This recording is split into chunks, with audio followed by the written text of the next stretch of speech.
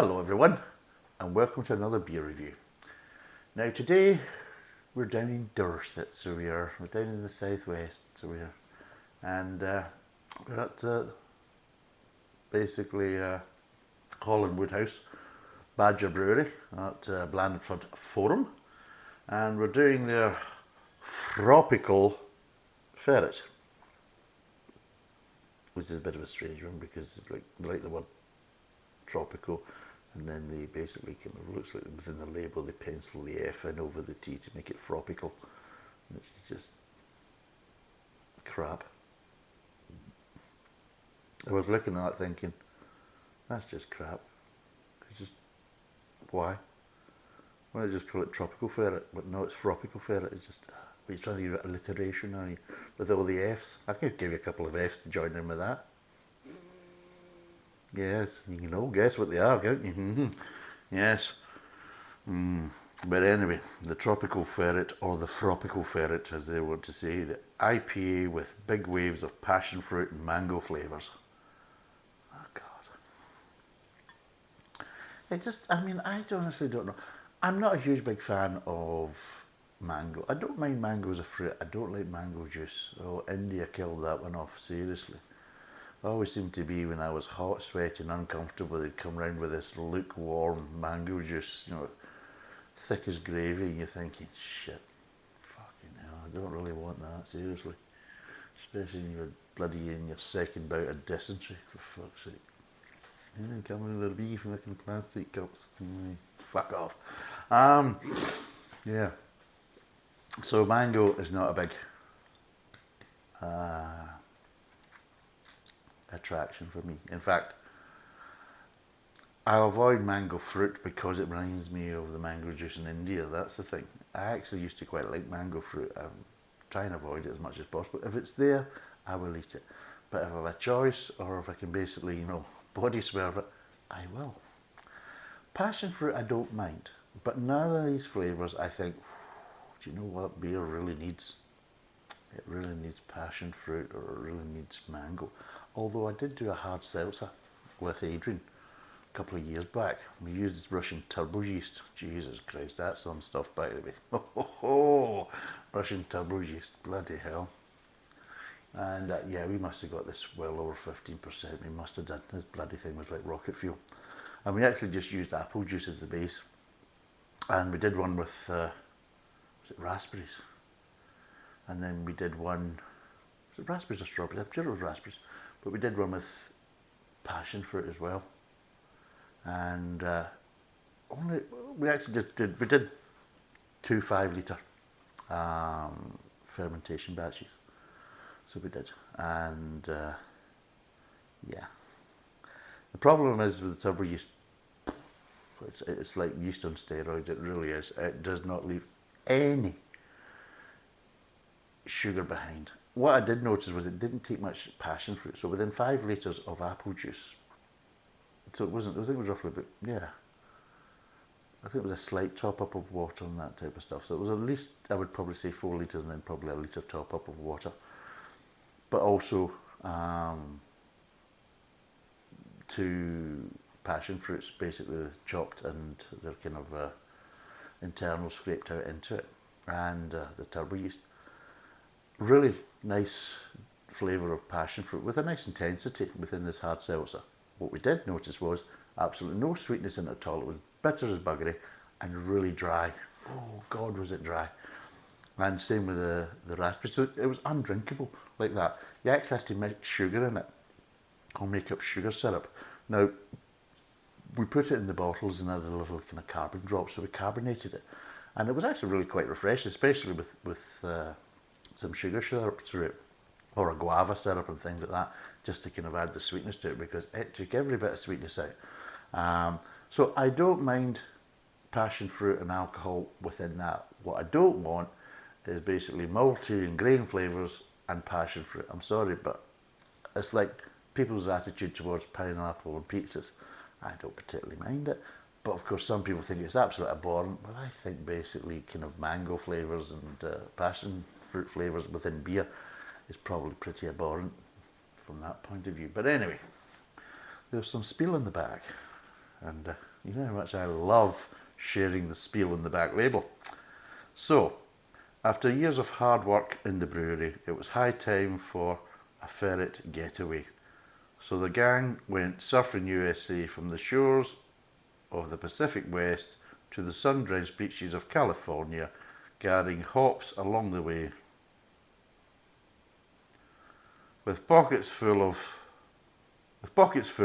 the gang caught one last wave before heading back to Dorset. A fruity IPA bursting with tropical passion fruit and mango flavours combined with the American Amarillo and Centennial hop notes. There we go.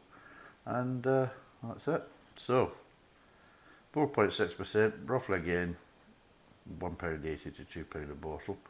And yeah, let's crack it open and see what it is. But yeah, you can tell I'm going to enjoy this one. It's mango and bloody passion fruit. But anyway, let's see what it's like. Let's pour it out. An IPA.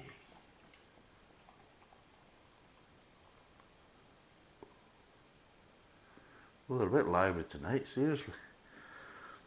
Again, I've done what? That's almost, yeah, 3 fingers again. Consistent. Oh. If you're wondering, I did this with another beer because I'm doing a few reviews. And I did that with the last beer again, basically. Poured it like that. Oh. Well, it's all that type of situation. Is I got a whiff of the aromas there, and I'm thinking, I hope to God it doesn't taste like the bloody aromas. Right, let's have a. Well, let's just see what it is. The people on the podcast, it really probably should be a 2-finger head, but I made an arse of it, and we've got a 3-finger head, and it does slightly kind of emulate a fest beer at the Munich Beer Festival. It's a nice kind of amberish kind of colour. So it is. Should be roughly about 2-finger head. Poured by somebody who's normal instead of an idiot. Oh God. I'm getting wafts of passion fruit. I'm not really getting maybe a slight hint of mango, but mostly kind of passion fruit. And unfortunately, along with that, you're getting slight grapefruit bitterness, accent aromas as well. Alright. God, here we go. Jesus, I should read the fucking label before I buy that bloody stuff to review. Instead of thinking, oh, this is a Badger one, I've not done that one before, I'll just chuck that in there without even looking, without even paying attention, and then, shite, look what I bought. Right, let's get wired in.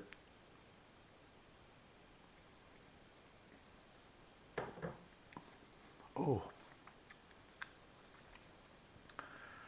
No. That's a bit of a beer of 2 halves.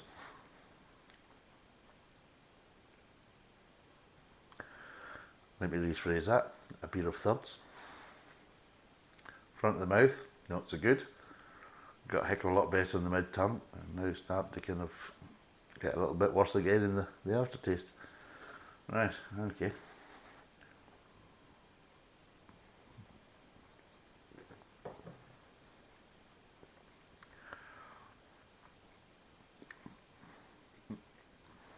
Not too bad, actually. I was expecting worse, and especially what I was tasting in the front of the mouth. The first flavours I'm getting, I'm thinking this is going to get worse. This is going to get really quite kind of nauseatingly kind of grapefruity and tropical in the kind of mid-tongue and aftertaste. And surprisingly, it doesn't. It lightens up. It actually lightens up and just calms right down. Which is a bit of a stray when you're getting that bang of these kind of flavours, these kind of tropical flavours, right at the front of the mouth, and that kind of hint of bitterness, and you think, oh, here we go, and you're getting slightly bitterness in the front of the mouth. There's going to be more to follow, and then it just went right there, and it just goes right down and calms off. Which I'm glad it does. I'll be totally honest.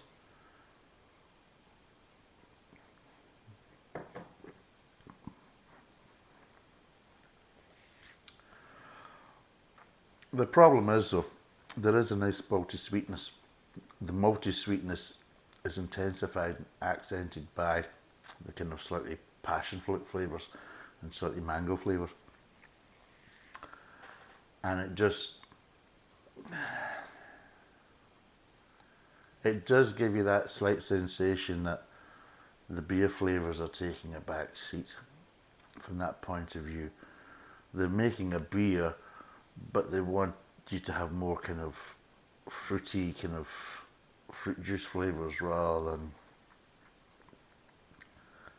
It's almost, I'll be totally honest, it's almost like basically Umbongo mixed with blooming beer.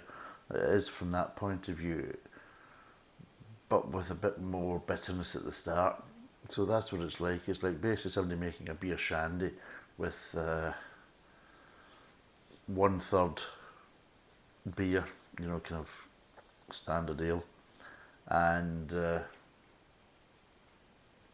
2/3 kind of Umbongo, which is a kind of a tropical fruit drink with certain kind of flavours like passion fruit and mango and all that type of stuff.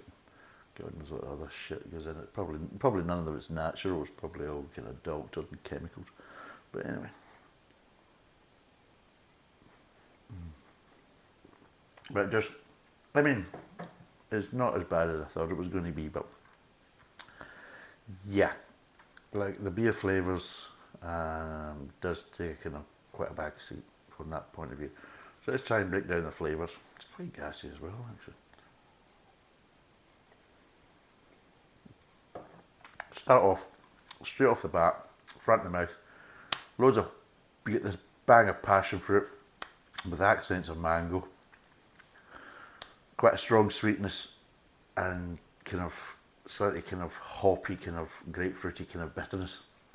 This is right at the front of the mouth, like bang, there you go, it just hits you, you're thinking, oh Jesus, here we go. Oof. No holding back, is there? And you're thinking, not looking forward to the mid-tongue, not looking forward to the mid, you're just holding it there in the front of the mouth and you're not looking forward to the mid-tongue. And then as you start to kind of pass it over the mid-tongue towards the kind of back of the mouth to swallow, you expect, oh here we go, and it just goes, it just kind of calms down. And you get all these flavours just slightly kind of dissipating and just kind of lightening up. But the sweetness is still there. It's quite a powerful sweetness. And you have the kind of passion fruit, mango, and a little bit of grapefruit bitterness, but quite light, but with this quite a solid underlying sweetness going right all the way through the mid-tongue. Moves on to the aftertaste, and you get little accents of bitterness as the fruit flavours kind of dissipate in the mid-tongue. They actually dissipate quite quickly in from the mid-tongue into the aftertaste, so they dissipate quite quickly just at the end of the mid-tongue. So you're just getting little accents of them as it comes into the aftertaste.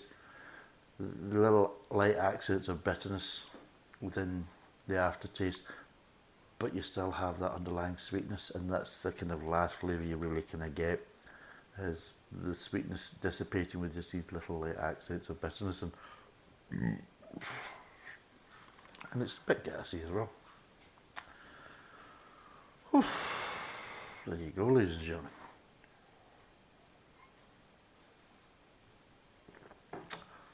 I suppose it is something different, and reading it I was actually expecting something a lot worse. I mean, if you like beer flavours, not the kind of drink for you, this isn't the beer for you, but if you like fruity flavours with your beer, then, and you also like a kind of decent level of sweetness, again, this is the beer for you. For me, what would I give this out of 10? I don't mind it as a one-off. I wouldn't buy it again. I've tasted it, I can say I've tasted it, yeah, it was okay. Not really my cup of tea, it's not really up my street. Like I says, I'm not a big, huge fan for over fruity flavours within beer, because I like the taste of beer, and I like the kind of more traditional flavours associated with beer. I don't need these flavours kind of overshadowed with kind of slightly false flavouring, let's be totally honest, because some of these hops, these aren't the natural flavours, these are hybrid hops to a certain degree. This idea of getting these flavours naturally from these kind of New World hops is a misnomer. It's bullshit, let's be totally honest. These are doctored. Of course they are. Absolutely doctored. Especially to get passion fruit and mango kind of flavours. And of course, let's be totally honest, they're probably adding some adjuncts as well. To provide accent flavours to boost them as well. But out of 10, I mean, I'll give it 5 out of 10. It's not so bad. It's a bit gassy. It's quite sweet, which isn't really my cup of tea. So I'm going to give it a bang average from that point of view. I wouldn't recommend it for people if you're into the kind of same kind of flavour profiles I'm into. This probably isn't the beer for you, but I would say try it and give it a go and see what you think. Bloody hell, I do apologise. I do have a bit of wind because of this. And yeah, overall, not really my cup of tea. It's like I've said before, it's beer for people that don't particularly like the flavour of beer. And yeah, this is kind of helping to mask the flavours of beer, which for me is a bit of a sin because I prefer beer flavours to these type of flavours. So anyway, it's 4.4%, isn't it? 4.4%, but 4.6%, I'm telling you lies. 4.6%, under £2 a bottle, 5 out of 10, and I'm probably being quite generous in that, but I'm thinking about other people and not so much about myself. If it was really just for my own personal choice, I would probably have it just slightly below 5, probably be beginning of 4.5. But I'm going to give it a 5 because at the end of the day, people might like it if they're not such huge big beer fans, or they want something maybe a bit different. But anyway, thanks for watching. Cheers, and bye for now.